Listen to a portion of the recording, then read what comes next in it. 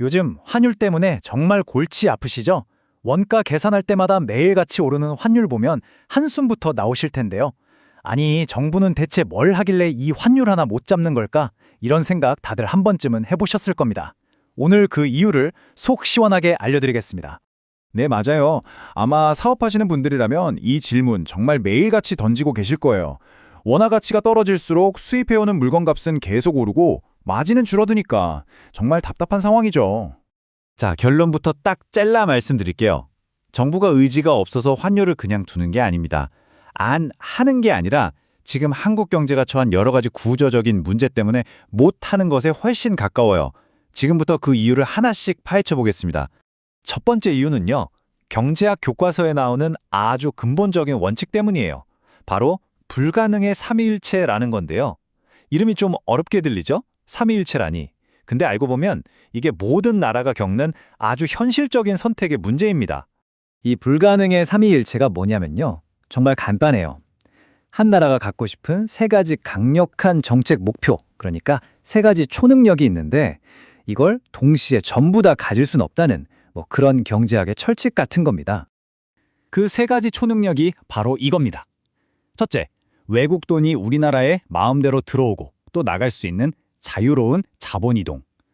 둘째, 미국이 금리를 올리든 말든 우리 경제 상황에 맞춰서 금리를 결정할 수 있는 독립적인 통화 정책.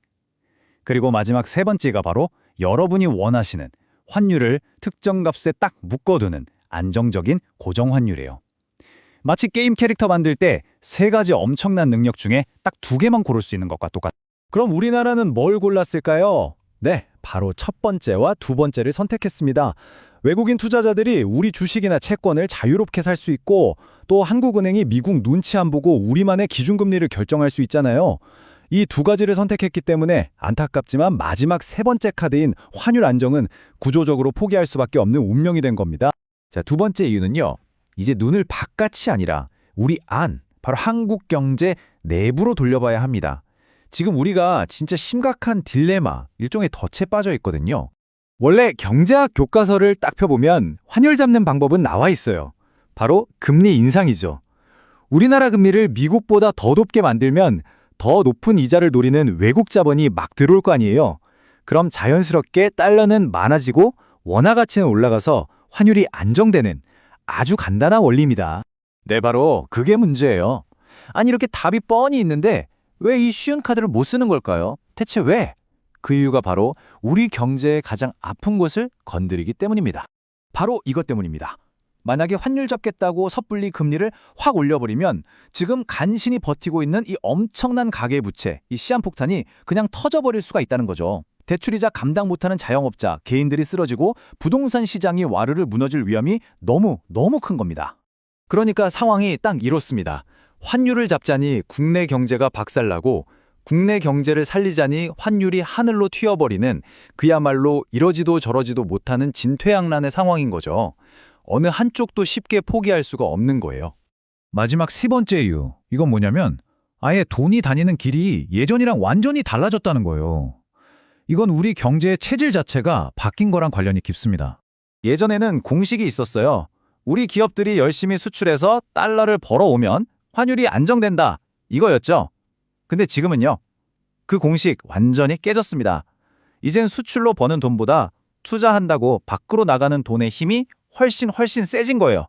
말 그대로 돈의 흐름이 완전히 뒤집힌 시대가 온 겁니다.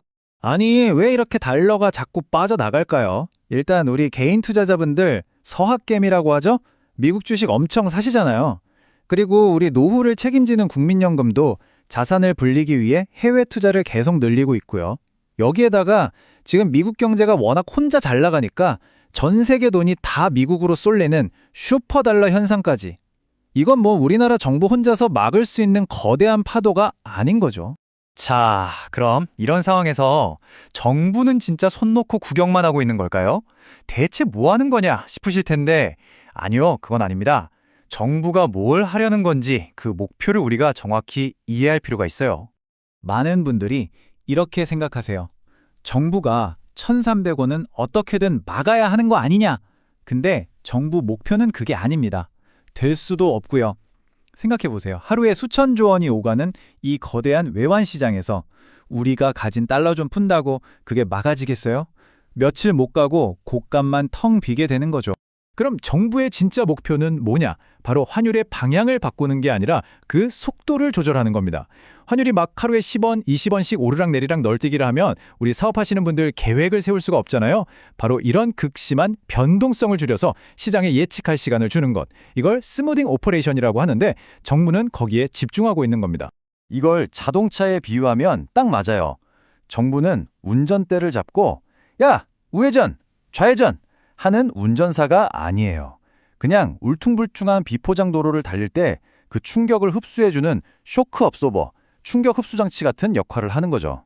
그래서 이제 우리는 새로운 현실을 받아들여야 합니다.